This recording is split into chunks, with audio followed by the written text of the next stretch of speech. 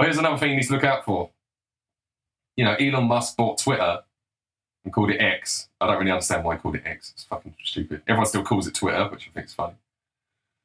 It's Twitter in my mind. But before Elon bought Twitter, Jack Dorsey owned it, and you should go and watch the Joe Rogan episode where he had Jack Dorsey on. Where he had Jack Dorsey on as a guest, and they talked for hours, and then loads of people complained and went, Joe Rogan didn't question Jack Dorsey and why he's censoring everyone. Because you can say, it's not censorship, just like Mark Maron, the comedian, said earlier. It's not censorship, it's not a freedom of speech issue. It's not the government or the law coming after you, it's just platforms. You know, it's just the platforms where everyone speaks, where they're controlling what you say. So it's no big deal that your speech is being controlled on the places where everyone speaks. You know, it's not a big deal. Stop crying about it. But, you know, you literally have the owner of the platform on your podcast and you don't ask him about this. And everyone complained. And then Joe Rogan had Jack Dorsey on again to question him about this. But Jack Dorsey didn't come alone. He brought his little lawyer. It was like some woman and her name was literally like Vagina or Vegeta or something. So he brought his lawyer with him to make sure he doesn't say anything wrong. You know, he needs his hand held through that interview. Can't do that one alone because it's all very slippery, you know. And for some reason, Joe Rogan had Tim Pool, of all people, sitting with him to have this sort of debate. Joe Rogan should have had Gavin McInnes or Alex Jones. So, yeah, seeing as Joe Rogan is like Bezzy mates, he's like best friends with Alex Jones. You should have had Alex Jones sitting with him with the Jack Dorsey and Vagina lawyer. But even just with Tim Pool, we still managed to sort of call him out and go like, you know, how come you ban this person or this group and not them? And over again, it was painstakingly obvious that either left-wing groups, left-wing people, or people that are protected by the left, like a lot of Muslim terrorist groups and stuff, still have a Twitter account, but, you know, right-wingers have got to be banned. And it's just like Jack Dorsey just plays dumb to this whole thing. It's very, very grueling and excruciatingly tedious and sort of annoying to watch that episode. I'm quite a studious person. I can watch something that's very long and stick it through to the very end. Even if I get bored, even if I get fidgety, I just sort of force myself to watch it. But I couldn't watch that episode in one sitting because I was getting so frustrated with it. It's just so frustrating to watch someone like not answer questions and answer questions in lawyer speak. And he has his little lawyer, Vagina lawyer, sitting with him, making sure that he only speaks in lawyer terms. So everything's I don't recall, and I'll have to look into that, and I'm not sure about that. It's like, it's not an answer. It's a deflection or a kick that can down the road. Oh yeah, I'll look into that later. It's like, why? Shouldn't you have the answer like right now? You're the owner of the fucking platform. So it doesn't really answer anything for like 3.5 hours. But Joe Rogan and Tim Pool do a pretty good job of pointing out what's wrong. And I would suggest attempting to go and watch that podcast. Joe Rogan, Tim Pool, Jack Dorsey, and his annoying little vagina lawyer. And Jack Dorsey, like if you look at him on the first appearance on Joe Rogan, he looks different the second time. The second time he's trying to appear a bit more down with the kids. He's got like a little nose ring or something. I think he's got his nose pierced or his ear pierced or something, and he's wearing like a hoodie, and he's just he's kind of down with the kids in the second one, because now he knows he's trying to appease people that are sort of like, what the fuck's up with you and your censorship rules? Who are you? But yeah, you should go and watch that podcast, and if you can make it all the way through it, I had to watch it in about 3 or 4 sittings. I kept turning it off, going, fucking hell, this is doing my head in, and then I go back to it later, and I eventually made it through. But it's just the same thing over and over again. It's just Jack Dorsey playing dumb and acting like he doesn't know what's happening on his own platform, and he's got the same excuse every time. So, there's millions of people using it. There's millions of people doing that. We can't look at everything. So why are you even trying to look at everything? And you're not rubbing out all of the bad things that are happening. You've got algorithms that can like search things and knows what it's looking for. How come it's the same people getting targeted every time? I mean, maybe Jack Dorsey really wasn't aware of exactly what was going on, because maybe he just has people working at Twitter that are computer buffs, and they're all the boffins that know how to work the computers. And the system that they've set up just is left-wing, and it's not actually Jack Dorsey targeting right-wingers, but the point remains the same, that it was still happening. And he was in charge of it, and how come everyone using the platform knows that this is happening, but the owner doesn't know it's happening?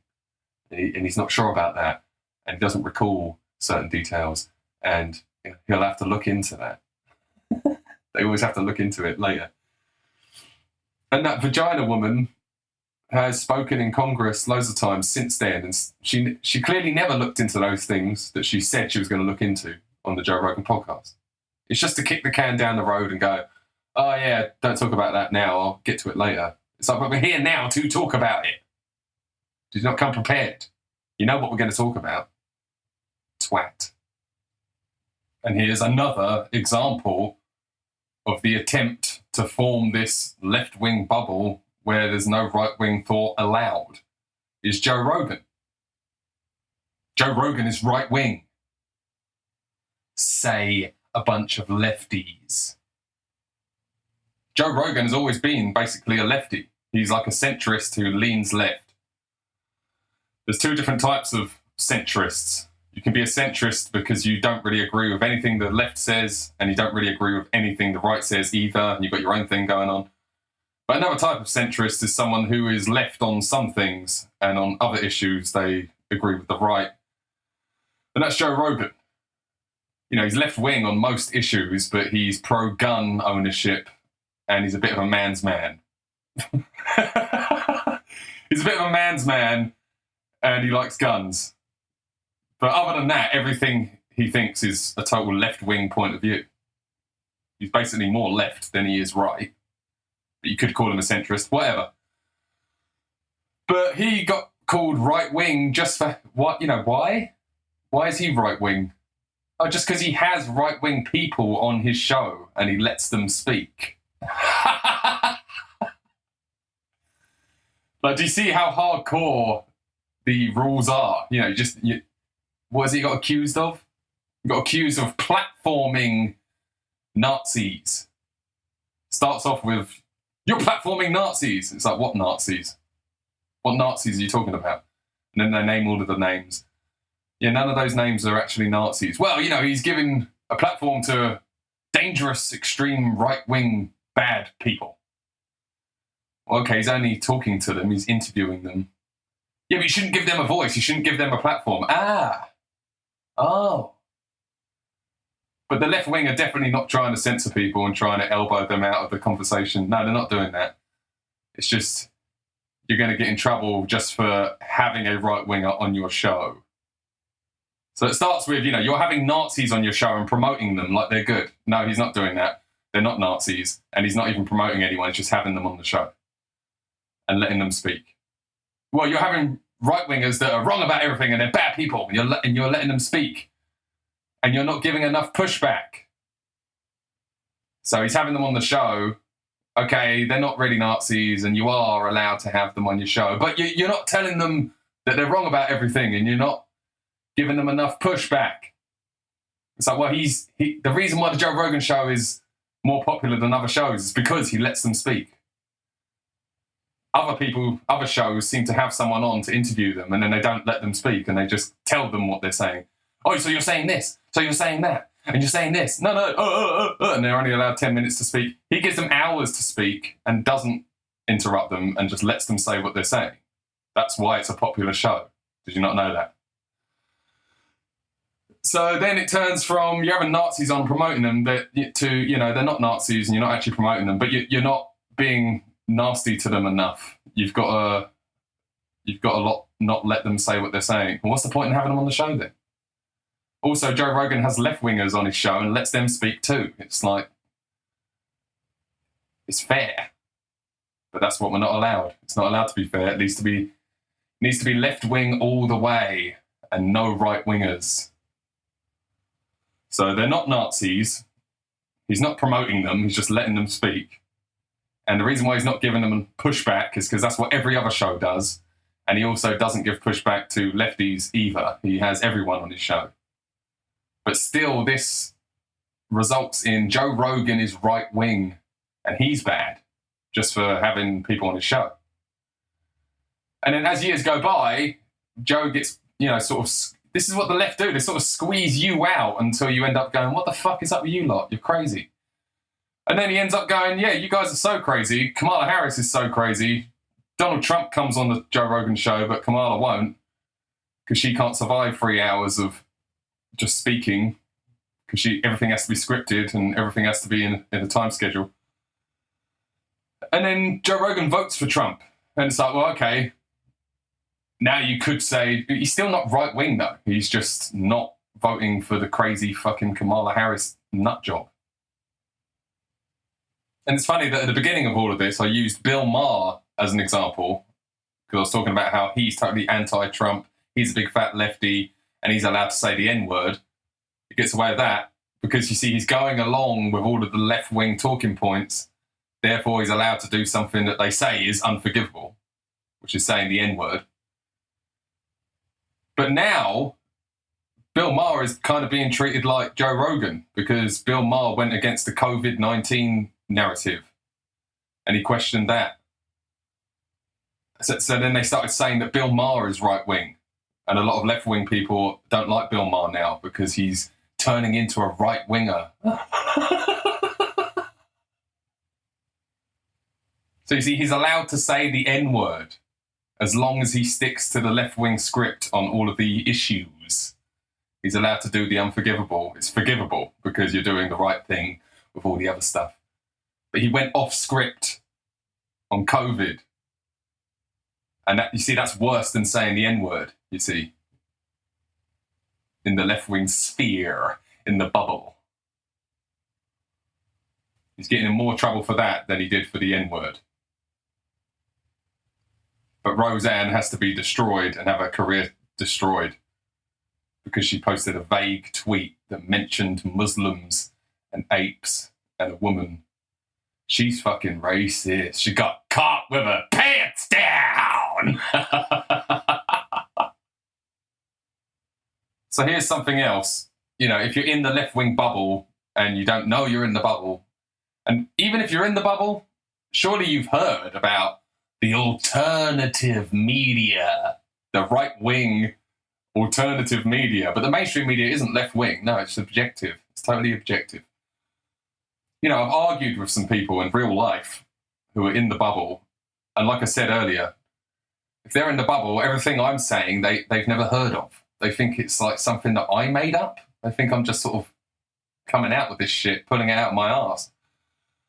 And then they have to take my word for it, which is not enough, because they think it's my tiny little voice against the entire world. I'm trying to tell them that isn't the entire world. That's your bubble that you're in. And you're unaware of all of the stuff outside the bubble. And sometimes they will turn around and say, well, okay. How do you know that the stuff you're looking at is reliable and it's real? And the stuff I'm looking at isn't, like, how maybe the stuff you're looking at is lies as well. Like, maybe you've just fallen for it. Yeah.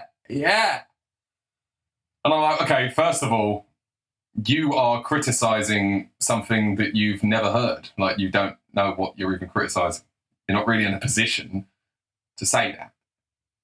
But I still take your point. I get what you're saying. Like, if there's two different sources, and I'm saying, stop listening to that source, listen to this source. And they're like, well, how do I know that that source is any more reliable? I'm like, well, first of all, you should probably check it out before you disregard it. I'm just saying, logically that would make sense, right? No? But second of all, I'm like, well, okay, maybe on certain stories you could say that, but there's other stories where, the mainstream news media in the bubble is insisting that something doesn't exist and it never happened. But in the alternative media, you can see video footage of it happening. Well, yeah, the best one is Joe Biden, totally senile, waddling about the place, doesn't know where he is, reads a script off of a teleprompter, and he actually reads the instruction notes. It says things like, repeat the line, and he actually says, repeat the line, instead of repeating the line. and getting lost, and then people have to come and find him, go, no, come this way, and he falls over every 5 seconds, and the dude's totally senile, and he never does press conferences, and he never comes out and speaks to the public, so he can't be trusted to, all right? He falls asleep in public. It's tragic. It's unreal how bad he was. And the people in the left-wing bubble are like, that's not real. And then they came out and said it was deep fakes. Now, a deep fake is a very specific thing. It's an AI video that looks real, but it's not real because it's AI. But they knew they couldn't actually call it deep fakes because that isn't what you're seeing. So they called it cheap fakes. And they were going, yeah, it's just manipulative editing to make it look bad. And I'm like, have you actually seen the videos, though? Or have you seen the ones that aren't edited? Have you ever watched, like, full-length speeches by Joe Biden? And the thing is, with Joe Biden, when he's reading a teleprompter, he can actually stay on. He can seem like he's totally with it. He's totally awake. And he can do, like, a fairly long speech, like, reading it off the screen. And he seems like he's alive. You know, he seems like he's saying words. But considering he won't ever go out in public, very, very rarely did he. And the amount of footage there is of him just, oh my God, it's just so bad. And then for 4 years it was denied. And you're a crazy right-winger who believes in conspiracy theories, if you think he's senile. And you've been watching cheap fakes. And then, like, the same people that told you he's fine, they all suddenly backtracked and 180'd. Because when they did the public debate with Donald Trump, like, it was impossible to ignore how fucked up Joe Biden was. Not just in the debate, but his wife had to help him walk down 2 little stairs. And it wasn't even that his, like, legs couldn't do it or something because he's old. It was like he doesn't actually know where he's going. And then the aftermath when the wife was on stage with him, she was like, you answered all the questions. You're supposed to answer the question. What the fuck? That's like you're talking to a 3-year-old. Anyway, everyone saw that, and even the mainstream left-wing news were saying, oh, no, it seems like Joe is, you know, he's starting to lose it. What do you mean starting to lose it? He was like that before he even became the president. And then he had to drop out of the race, and they replaced him with Kamala because he's unfit to run. But he was still the president for the next few months. So if he's unfit to run, surely he's unfit to be president. But we all just ignored that. And then you get Jake Tapper, the newsreader, who's now brought out a book saying, oh, well, you know, we didn't know. This is something the mainstream news always do, is they lie to you. And then when the alternative media makes a story so prevalent that you can't ignore it, they suddenly go, oh, recent information, you know, we got new information on the story. And the story's changed, and we may have misreported it before, but that's because that was all the data we had at the time.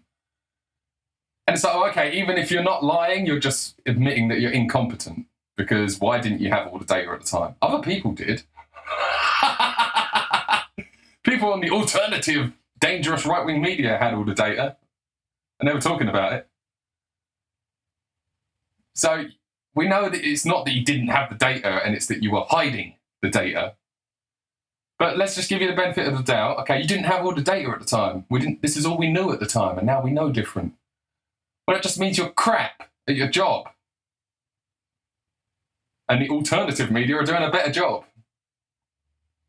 So it doesn't matter which way you spin it, like, you're not reliable. You're not a reliable source. But for some reason in the bubble, when you're in the bubble, this counts as an excuse. It's like, oh, we didn't know at the time, but now we know. Yeah. And now Jake Tapper is literally writing a book on how Joe Biden was always totally senile, but it was, like, hidden from him. Now, he's responsible for delivering the news to you, and he didn't. He was covering it up while Joe Biden was the president. Now he's not the president anymore, and all the videos are out there, you know, right in your face.